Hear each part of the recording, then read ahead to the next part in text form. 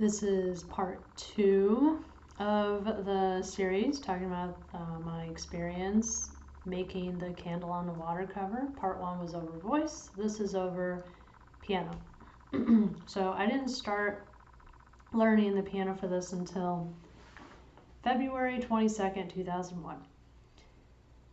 So I started, so if you listen to my voice video, one of the reasons I picked out this song to do is because the piano looked possible for the first time in my life. Like, I never played the song because the piano always looked impossible. It was like way too hard. But I guess my piano skills are good enough now to where the sheet music actually looks possible. Hard, but doable. So I started learning it, and immediately it felt hard. And I was hoping originally to get this song done in March of this year, and yeah, I knew pretty quick that wasn't gonna happen. I was just like, yeah, I'm not seeing it. This is too hard. And also, I hadn't finished the Blue Ridge Mountains cover yet, and I was putting more focus on that one. So that was another reason I was thinking it's probably not going to be done on time. So let's see. Let's go over how I felt about the song for piano. So let's just show the first page here. Let's get it all into view. There it is. Okay, so you can see the first page. Like I said, it looks doable for the first time in my life. It wasn't too bad. Like, the right hand was fine. It was pretty easy. It is the left hand that was the problem. If you look, especially down here. If you look, it's kind of all over the place, Like, look at that. Like, it's just the left hand's just everywhere. And I think more experienced piano players, they would probably say this stuff is easy because it's my understanding is the stuff is kind of common, and it's pretty easy to do, and it's pretty easy to add kind of a bunch of fluff to songs piano wise if you just add a bunch of this kind of stuff in there. But for me, I'm not used to playing a bunch of stuff like that, so I thought it was quite hard. So the second page, see if I can get this whole thing in there. Okay, there it is. There's the whole second page. So the second page is definitely harder than the first page. And if you look at, like, the right hand is harder. It's doing more stuff, so it's harder. But even the left hand's harder too, because if you look, it's doing different things too. And if you see these numbers I have written here, same thing here. See these numbers? I wrote those because I had such a hard time figuring out which fingers to play on those notes to make it one smooth play, right? Without like lifting up my hand or something, because it's just not a spot where you want to do that. And I had to write it down so that I would remember how to do it. So then the third page was, because I haven't been challenged enough apparently. The third page is even harder than the second one. And it wasn't so much, let's get this whole thing in here. There we go. There's the whole third page. And it wasn't so much the left hand that was hard, because the left hand, it was a little different, but if you look, it's doing a lot of the like stuff that I've already been doing in the first and second page. So I was kind of getting used to this flow of things. So the left hand wasn't too bad. It was the right hand that was a killer. Like, look at that junk. Oh, yeah, that's a pain. And look at this. Wow. Wow, that was good luck. You know? So, oh, and then the bottom, look at that. The last two measures, it doesn't look bad, right? It doesn't look bad, face value. But until you realize that these are whole notes. Like, these carry through the whole measure. And you know what that means, right? Like, you have to keep your fingers down on them. Fine. Except look at these. They overlap, right? You actually have notes here that are overlapping with the notes where your fingers aren't supposed to stay down the whole time. So I'm like trying to get my brain to like do that, and it's just like this isn't working. Like I tried it and I failed, and it's like that's impossible. I don't know how I'm gonna play that.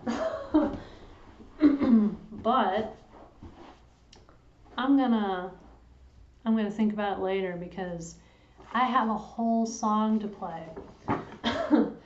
So I showed this in the first video, but this is the sheet music. So time to just ignore the last part of the song and play the rest of it. So it's a month later, and if you count me playing the last two measures slower than molasses in January, then or not really being able to play it hardly at all. I can technically play the whole song by March 19th, a month later. So then I decided that in order to play it up to speed, because the song's hard and I wasn't playing it nearly fast enough, I was going to have to memorize it. There's no way I could be reading the sheet music and play it fast enough. So I was, it was still really slow. By that point, I had the first 2 pages memorized, but I didn't have the 3rd page memorized. That was the hardest one. It's mid-March, and I'm just like, yeah, this isn't happening in March, guys. We'll see how April feels when I get there in a couple weeks. So on April 9th, everything was memorized except the last 2 measures. Boy, was I not looking forward to those last 2 measures. Those last 2 measures felt so hard to me, I nicknamed them the boss. And it was, and since it felt like a video game to me, since the 3rd page was the hardest of all 3 pages, it was like the castle leading up to the boss. You know, like an old Mario game, right? And so, and at this point I'm wondering if the last 2 measures, if the boss is even possible to play at my skill level. I'm just like, I don't know how to play this thing. This is ridiculous. So it's about a week later, I'm practicing it because it's the only thing I have left that isn't memorized. And so it's April 14th at this point, and hallelujah, I conquered the boss. It felt very much like a video game where you walk into the boss for the first time and it just creams you, just dead on the floor, and you're like, wow, that was hard, okay. So I'm going to leave now, and I'm going to go level up because I'm obviously not ready for this guy. So you go level up a whole bunch, and you're like, all right, I'm ready to go, gonna fight the boss, right? And you walk in there and you beat it, and you're like, that wasn't that hard. You're looking at it like, that's what smashed my face? Like, what? Whatever, it's beaten, so let's move on. It's fine. So then, so at this point, it's April 16th, and I am trying to play. There are several parts of the song that I'm not playing fast enough to keep up with the song, the real song, like my singing and stuff. So I am working on playing them faster. So that's what I was working on. And I was also working on just playing how I sing it, which I talk about in the voice video if you're curious on details about that. So, April 23rd. It really was an amazing moment for me. And it's never happened again, but it's amazing still. So, I'm practicing, like I said, trying to get everything up to speed and stuff for recording at some point. And I'm playing the first page, right? Got my left hand going. And you know when you watch like a real piano player and like the long timers, and it just looks like their hands just plop right there on the keyboard. They don't have to think about what keys they're hitting or where they're at. They're just like, plop, we're there, we're good, done, there, right? Like it just, that's what my left hand looked like it was doing. It just looked like I was just like, just like playing, like easy, like my left hand, it looked so comfortable on the keyboard, like just going right the right spots, right times, and just like whoop, just playing, It was cool, and it just looked, I looked like almost like a real piano player, It was pretty exciting for me, and I got to work, and there's a guy on my team who used to play piano, so I was trying to explain to him my amazing thing that happened the night before, and I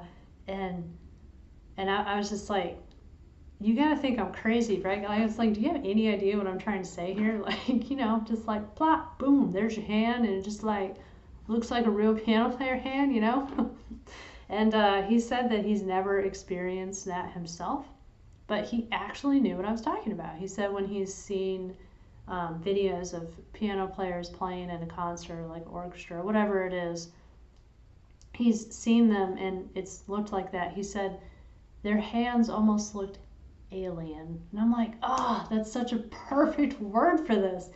Alien. That's exactly what my left hand looked like. Just like an alien, just like dancing on the keyboard. It's like natural but unnatural alien, right? I was so excited that he understood. It was just like, thank you for understanding. This is such a great, great moment. I was so glad I could share that with somebody. So, yeah. Let's see where we're at.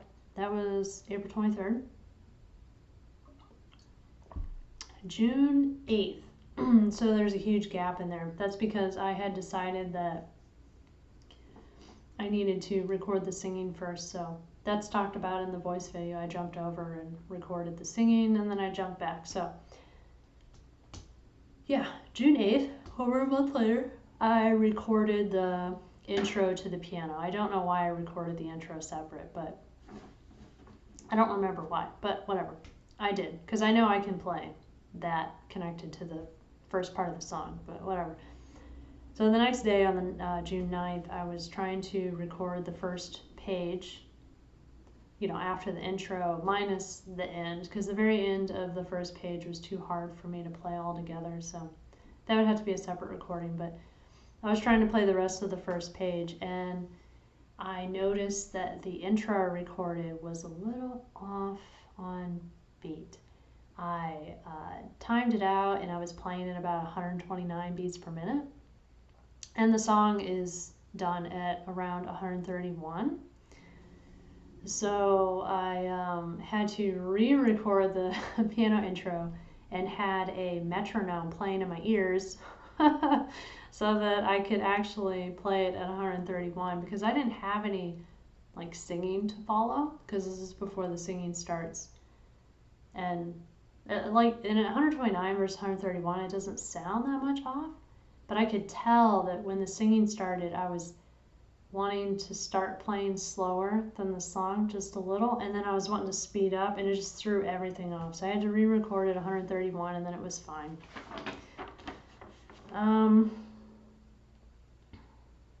So when I was okay, so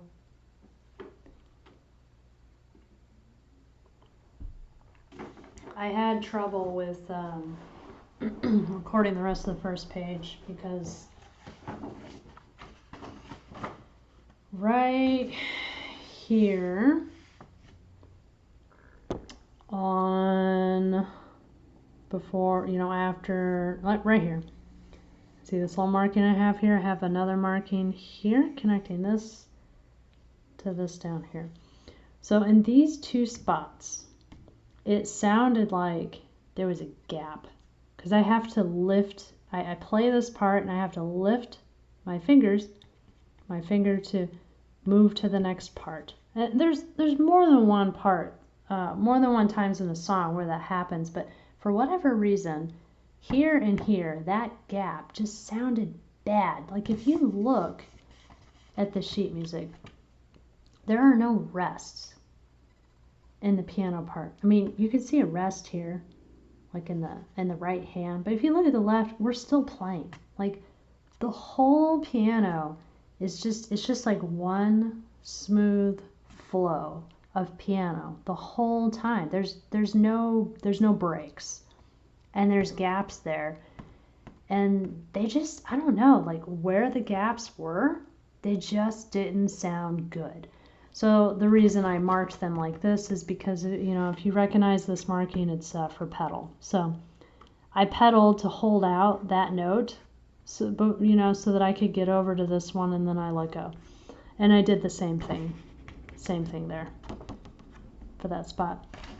And so if you know the song, you play you sing, the song does the whole first page twice, and then it does the second page. I don't know if this is like a chorus or something, and then like these are verses, but we'll call them that. So you go back at the bottom of the second page, it goes back into like the verse, but it doesn't play the whole verse. But you'll notice that because it's pretty much the same as the first page, you have the same gap. So I pedaled those 2 points too. And there are other gaps in the song, but I don't know. I think they sounded okay to me. Those 2 spots though, I was not happy with the gap. And it was hard for me to kind of like wrap my brain around doing a pedal for just a second to hold out a note really quick before I looked it up, but I got it eventually. So I pedaled those just to smooth it out. I thought it was better. So by 6/14, so this is what, about a week later, page 1 was recorded, and so when I did the Blue Ridge Mountains cover, I, for the most part, kind of just recorded everything, and then I did all the editing at the end. So this time, for whatever reason, I decided to, as I recorded, I would put it all into Audacity. I'm using the same program as I did for that one. All audio, no MIDI. This is the same quality of song as the Blue Ridge Mountains one. So I was putting things as I recorded them, I was throwing them in Audacity and editing them as I went. Not that there was a whole lot of editing, but I was getting all the parts like lined up, and if there needed to be slight edits, I was making them. So the first page, like I said, it plays twice. So, but I sing it slightly differently the second time around. Thankfully, I didn't have to re-record the first page twice. I edited it, I copy pasted, and then I edited it just slightly for the slight changes that I make in the voice, because I was trying to play the piano to the voice, which again I explained in the voice video of why I was trying to do that. And so thankfully I was able to just do slight edits and then just use the same recording. So that was nice. And then I showed you that after what we'll call the chorus, we come back to the verse again. That verse, it's not exactly the same as the first page, but a lot the same. And that it was different enough to where I needed to re-record it. So, I was already had the mindset of playing verses, so I went ahead and just recorded that. So at this point, all I have left to record is the whole second page and the whole third page.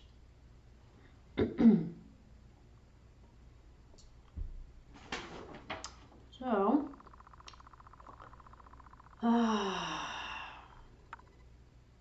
cool. I have no more notes on this.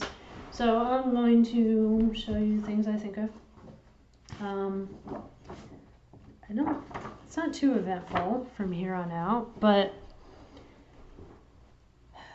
so the first page was 3 recordings, and the second and third page, oh my gosh, I tried so hard to play this thing up to speed, but I couldn't do it. There was just no way I was going to play it up to speed and write for the whole thing. So I had to split this into a million recordings. I probably had 15 recordings that I had to piece together in Audacity. So I was a little disappointed in that, but honestly, the fact that this song is even doable on the piano for me at this point in my life, that's a huge success. So I'll take it, but yeah, so what I had to do was, this way, every piece was a separate recording. So this one recording, this one recording, that was another recording. I can't remember if I combined these or not, or kept them separate, but anyways, that was recording, and then this is the verse thing. And the third page is even harder than the second page, so I did the same thing, nothing special here. This part, gosh dang, this part was ridiculously hard.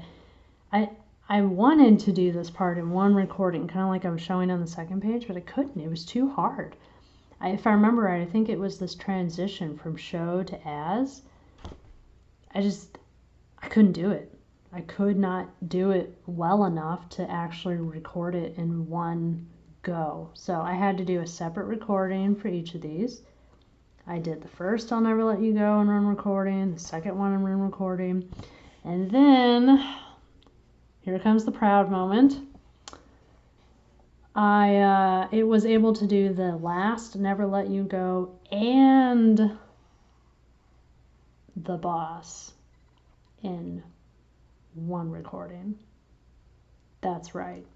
And I'm proud of that because, I figured with how hard the boss was, almost this entire song, it would have to be its own recording, but I was good. I did it in one recording with the last I'll Never Let You Go. I thought that was really cool. And I think what saved me is when you listen to the real song, it's a more complicated version of what I played, and it's a true accompaniment. But when you hear the end of the song after the singing's done, when you hear the boss, their version of it, it's played slower. I'm like, yes, this is perfect because I can't play it fast anyway, right? So great. So yeah, I think that's what ended up saving me. So I was able to record that one piece. And July 21st, so a month and a week later, I got the third, or I already lost where I was, but anyway, I got all of it recorded and edited, and I was done. I was completely done.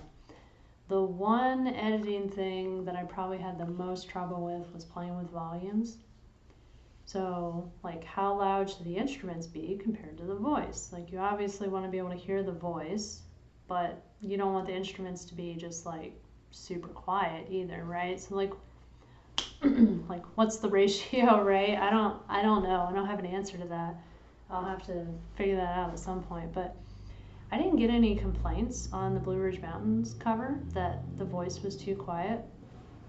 Not that people are very good at giving criticism, because everybody's always trying to be nice. But I didn't get any complaints, so I was like, all right, well, I'll just try to match, volumes for that. And I was really stuck on, there was 2 different volumes for the instrument that I was trying to decide between, obviously one louder, one softer, and man, I just didn't know what to do. And I, sat down one night after not thinking about it for a long time, and I think it was over a weekend. I sat down on Monday night, and I was just like, heck with it. We're going to take the louder one. That probably matches the Blue Ridge Mountains ones the most. Maybe I'm wrong, I'm not sure. And yeah, so that's what I chose. I actually did get one comment saying that they thought the instruments were way too loud. Like, the voice was too quiet and they couldn't hear it very well, and they wish they could. So I don't know if it's like a personal preference for them or if this is a general thought. I didn't have anyone else complain, so I don't know. But there it is. So yeah, that's it.